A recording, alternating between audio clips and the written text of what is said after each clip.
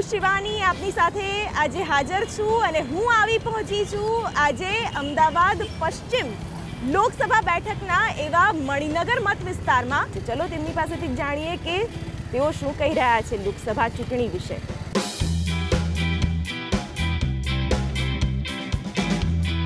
તો અમદાવાદના લોકોને પાસેથી જાણીએ કે કઈ રીતનો તેમનો મિજાજ છે લોકસભાની ચૂંટણીને લઈને। કર્યા મોર્નિંગ વોક? हाँ करिए बेनो। અને હવે બહાર આવીને નાસ્તો કરવાનો એમ ને?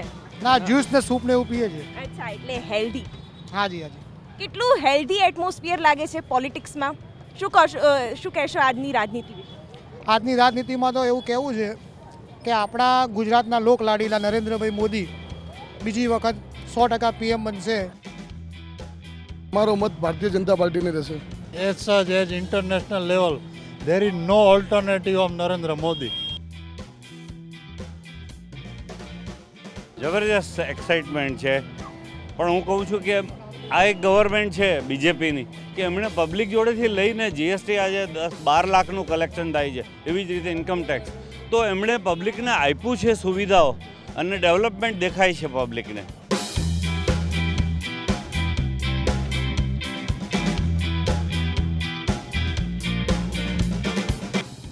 મસ્કાબન બની રહ્યું છે સરસ મજાનું। શું લાગે છે ભાઈ, કઈ પાર્ટી વધારે મસ્કો લગાવી રહી છે જનતાને? કોંગ્રેસ મસ્કો લગાવી રહી છે અને કામ કોણ કરી રહ્યું છે? ભાજપ। એટલે સ્વાદ તો ભાજપનો જ જળવાશે એમ ને? એ સાચી વાત છે ને। અચ્છા,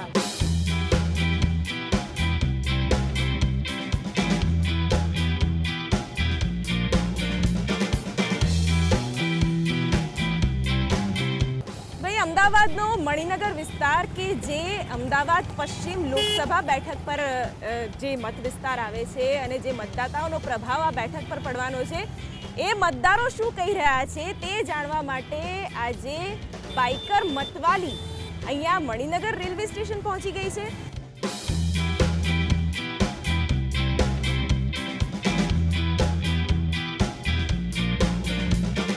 મણિનગર રેલવે સ્ટેશન વિસ્તાર છે, અહીંયા બહાર કેટલાક રિક્ષાવાળાઓ પણ ઊભા છે અને એમની પાસેથી જાણીએ કે તેઓ શું વિચારે છે ચૂંટણી વિશે। કાકા, કેવો માહોલ ચૂંટણીનો? આમ સારો લાગે છે, પણ મોદી સાહેબ આવે એવું લાગે છે। મોદી સાહેબ આવે એવું લાગે છે? 100%। અચ્છા, મણિનગરમાં જ રહો છો? હા। અચ્છા, તમને શું લાગે છે કેવો માહોલ છે? ભાજપ કોંગ્રેસ આમને સામને છે, ગુજરાતમાં તો એ જ બે પક્ષો છે। ભાજપ જ આવવું જોઈએ અને અત્યાર સુધી ભાજપમાં જે બધું કામ કરેલું છે એ ભાજપ જ આવવું જોઈએ। આપણા સાંસદ કોણ છે? આપણે ભાજપ જ છે અમારે। અચ્છા, નામ ખબર છે? હા, મોદી સરકાર। મોદી સરકાર, સાંસદ નથી ખબર? સાંસદ નહીં ખબર। એટલે લોકો સાંસદના નામે નહીં, મોદીના નામે વોટ આપશે, શું કહેશો? અમને મોદી સરકારમાં સંતોષ છે। અચ્છા, કામ થયા છે? કામ થયા જ છે અહીંયા બધું। રામ મંદિર બાકી રહી ગયું? રામ મંદિર તો ઠીક છે, ધર્મ અમારે તો સરકાર ચાલુ જોઈએ, બસ આપણું કામકાજ। રામ મંદિરને શું? અચ્છા, નોટબંધી, જીએસટી આ બધું ચાલશે? કઈ નહીં, એ તો બધું ચાલ્યા કરે, આવે તો થોડું ઘણું તો ચાલ્યા કરે। અચ્છા, એટલે થોડું ઘણું તો ચાલ્યા કરે। ભાઈ, બાઇકર મતવાલીને તો એ જ જાણવું છે કે લોકો શું વિચારી રહ્યા છે। શું કહેશો, ચૂંટણીમાં કોના તરફી માહોલ છે?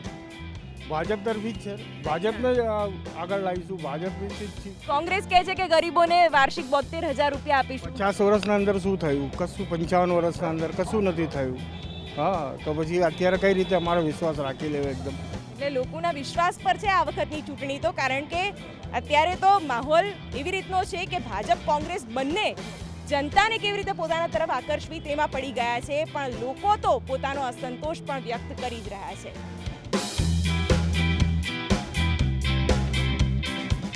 ચલો ભાઈ, મણિનગર બીઆરટીએસની પણ મુલાકાત લઈએ જ લઈએ। ત્યાં લોકો શું કહી રહ્યા છે ડેવલપમેન્ટના નામે કે કોઈ અન્ય મુદ્દા પર તેઓ મત આપવાનું વિચારી રહ્યા છીએ તે પણ જાણી લઈએ। મણિનગર બીઆરટીએસ, શું લાગી રહ્યું છે, કેવો માહોલ છે ચૂંટણીનો?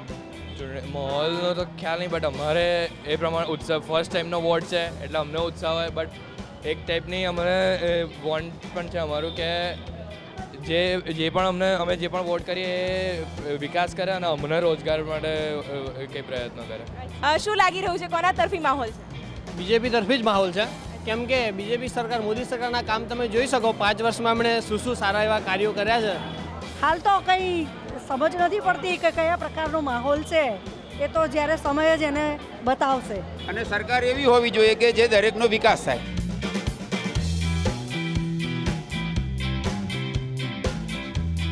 ભાઈ બાઇકર મતવાલી અત્યારે હાથી પર બેસી ગઈ છે એનો મતલબ એ નહીં કે હાથી માટે હું કોઈ પ્રચાર કરી રહી છું, કારણ કે અત્યારે રાજકારણ ગરમ છે એટલે કદાચ એવું ના લાગી જાય કે જો બાઇકર મતવાલી તો હવે હાથી પર બેસીને પ્રચાર કરે છે, પણ હું પ્રચાર નથી કરી રહી. હું તો અત્યારે અમદાવાદ પશ્ચિમ વિસ્તારમાં ફરી રહી છું, લોકોનો મિજાજ જાણી રહી છું. દૂર દૂર સુધી મને વાહનો દેખાઈ રહ્યા છે. અત્યારે પીક આર્સ છે એટલા માટે લોકો પોતાના રોજિંદા કામ માટે જઈ રહ્યા છે. અને આજ તો ભાઈ રંગ છે કે જ્યારે ઇલેક્શનનો માહોલ હોય ત્યારે નવા નવા રંગ જોવા મળે, દર્શકો સુધી અમે કંઈક નવી નવી વસ્તુઓ પહોંચાડી શકીએ. અને એટલે જ બાઇકર મતવાલી બાઇક પાછળ છોડીને અત્યારે ગજરાજની સવારી કરી રહી છે.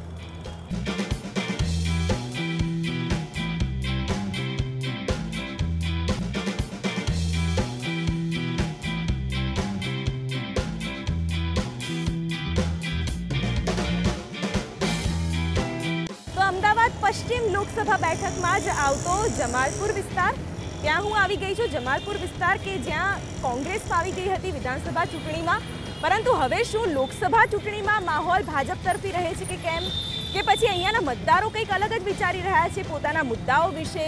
શું કહેશો, અત્યારે કેવો માહોલ ચૂંટણીનો જમાલપુરમાં? જમાલપુરમાં જબરજસ્ત છે ને કોઈ સવાલ જ નથી. જે ચાલી રહે છે સરકાર બરાબર ચાલી રહે છે. કિરીટભાઈ છે એ મુસ્લિમ સમાજનું બહુ કામ કર્યું છે અને મુસ્લિમ સમાજ એમની સાથે છે. લગભગ સૌથી હજમાં ભલામણ કરી હોય તો અમારા કિરીટભાઈ સોલંકી કરી છે. આ વખત મુસ્લિમ સમાજ ભારતીય જનતા પાર્ટી और माननीय श्री नरेंद्रभाई मोदी साहब ने चाहे છે और વડાપ્રધાન બને એ અમારી ઈચ્છા છે. અચ્છા, રાહુલ ગાંધીએ તો બહુ સરસ સરસ જાહેરાતો કરી દીધી છે બેરોજગારો માટે, ગરીબો માટે. લાગે છે કોંગ્રેસ ફાવશે આ વખતે? મેડમ, અત્યારે કોઈ પણ સરકાર જે કામ કરે એના કામનું છે. અત્યારે કોઈ એવી રીતે કામ કર્યું નથી બેરોજગાર માટે. તો અહીંયા ઠંડો ઠંડો શેરડીનો રસ મળે છે અને સરસ મજાનું ટાઇટલ પણ આપ્યું છે, શેરડીનો ઠંડો રસ એકવાર પીને ખાતરી કરો. મતદાતાઓનું પણ કંઈક એવું જ છે કે એક વખત મત આપીને ખાતરી કરો કે કઈ સરકાર વિશ્વસનીય છે.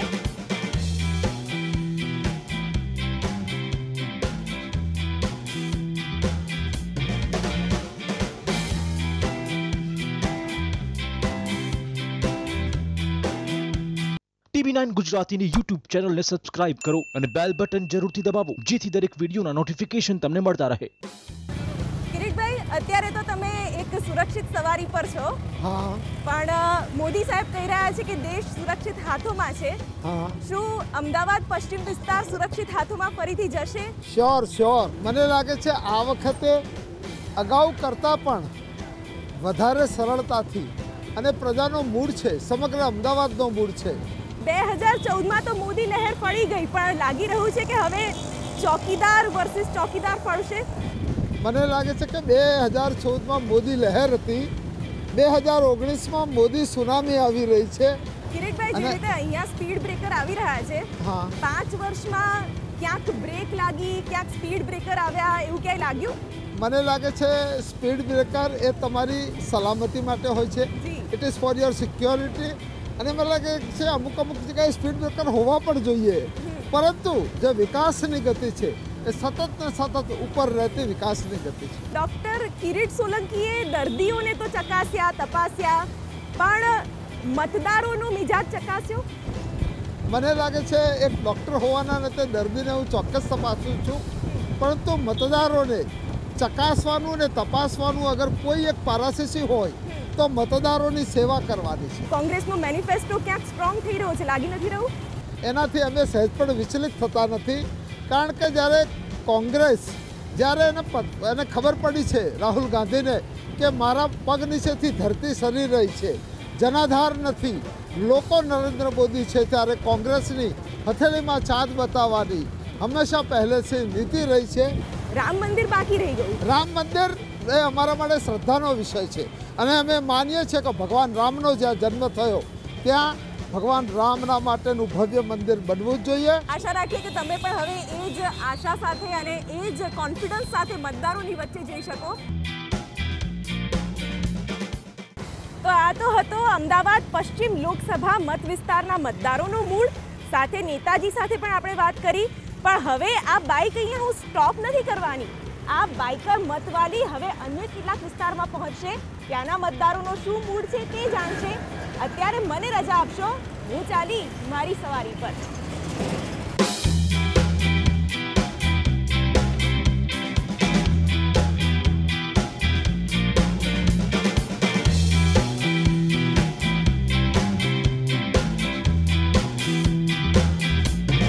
TV9 ગુજરાતીની YouTube ચેનલને સબસ્ક્રાઇબ કરો અને બેલ બટન જરૂરથી દબાવો જેથી દરેક વિડીયોના નોટિફિકેશન તમને મળતા રહે.